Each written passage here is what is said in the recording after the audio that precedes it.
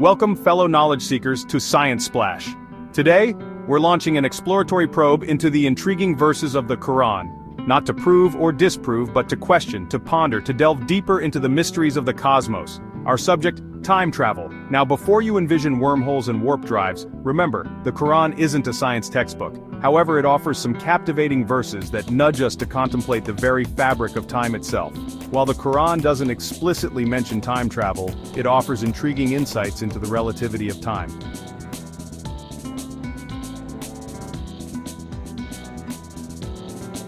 Could there be a different framework, a cosmic clock where time flows differently? Where 1,000 years for us are but a day in another realm? Let's dive into the verses of the Qur'an and explore these tantalizing possibilities. Our first cosmic coordinate takes us to Surah Al-Hajj, verse 47. Here we encounter a rather intriguing comparison, and they urge you to hasten the punishment, but Allah will never fail in His promise. And indeed, a day with your Lord is like 1,000 years of those which you count. Now, this verse isn't about physically hopping into a time machine. Instead, it speaks to a profound concept, the elasticity of time. Think about it. We often perceive time as linear, a straight line from past to future. But what if, just like the curvature of space-time around a massive object, time itself could be stretched and compressed? What if our earthly chronometers, our meticulously crafted clocks, are but crude instruments compared to the grand cosmic clock? This verse challenges us to broaden our perspective. 1,000 years, countless generations, empires rising and falling, reduced to a single day from another vantage point. It's a mind-boggling concept, a cosmic reality check reminding us that our human experience of time might be just one frame in an infinite film reel. So while this verse doesn't hand us a blueprint for a time machine, it does something far more profound. It stretches our imagination, challenges our assumptions about time's universality, and hints at a grander, more mysterious cosmic dance. Our next cosmic layover brings us to Surah As-Sajda, verse 5, where the Qur'an paints another intriguing contrast between human time and what we might call divine time. The verse states, "He directs the affair from the heavens to the earth, then it ascends to him in a day whose measure is 1,000 years of what you count." Now imagine for a moment the sheer volume of events unfolding across the cosmos in 1,000 years. Stars are born and die, galaxies collide, black holes devour matter, and here on our pale blue dot, civilizations rise, fall, and leave behind mere whispers of their existence. This verse, like the one before it, isn't about literal time travel. It's about expanding our understanding of time's fluidity. It's about accepting that our linear, earthbound perception of time might be just one frame of reference in a multi-dimensional cosmic movie. Think of it like this. Imagine watching a movie at normal speed, and then suddenly the film speeds up, compressing days into seconds, years into minutes. That's a crude analogy, but it helps illustrate how time, from a different perspective, might be experienced quite differently.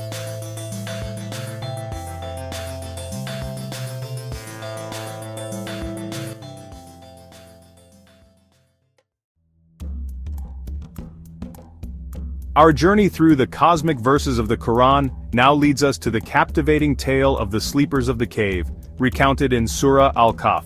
This story, rich in symbolism and wonder, offers a compelling example of what might be interpreted as time dilation or even suspended animation. Picture this. A group of young men seeking refuge from persecution stumble upon a cave and drift into a deep slumber. Little do they know this is no ordinary nap. They awaken to find that centuries have passed, their world transformed, their entire era vanished into the annals of history. As the verse states, "And they stayed in their cave for 300 years, and added 9 for lunar years." Imagine their astonishment, their disorientation, waking up to a world that had moved on without them, a world where time had marched forward while they remained frozen, untouched by its passage. Now, while some might interpret this story literally, others see it as a powerful allegory about the nature of time itself. Could this tale be hinting at the possibility of manipulating our perception of time, of slowing it down, even suspending it altogether? Think about it. Modern science is already exploring concepts like cryogenics and suspended animation, attempting to cheat time, to pause the biological clock. Could the story of the sleepers of the cave be a distant echo of these scientific aspirations, a testament to the timeless human fascination with transcending the limitations of time? While we may never know the definitive answer, the story serves as a powerful reminder that time, as we experience it, is not necessarily the absolute. It's a fluid, mysterious force, and the Qur'an, in its poetic wisdom, encourages us to ponder its depths and embrace its enigmas.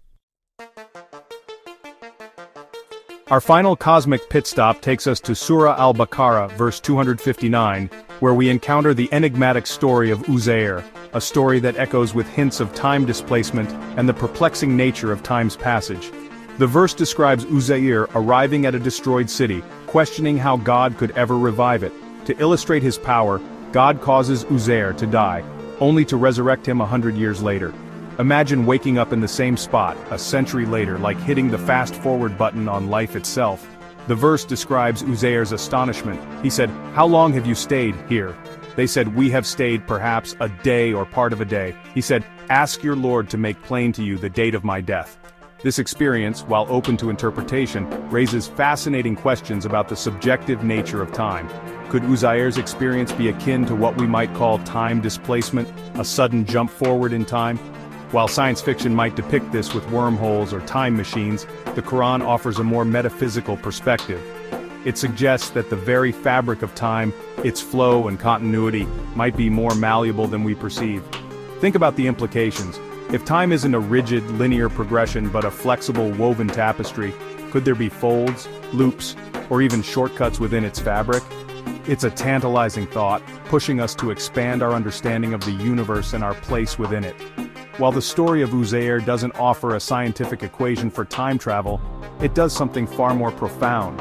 It sparks our curiosity, challenges our assumptions, and reminds us that the universe is brimming with mysteries that science is only beginning to unravel.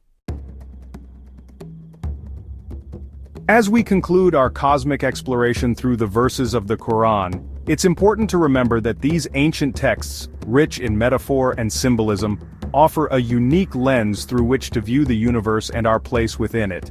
These verses from the Quran offer a fascinating perspective on the nature of time.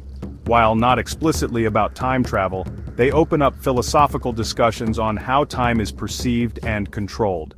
Perhaps these verses aren't meant to be deciphered as scientific blueprints but rather as cosmic poetry, inviting us to contemplate the grand tapestry of time, its mysteries, and our place within its intricate weave.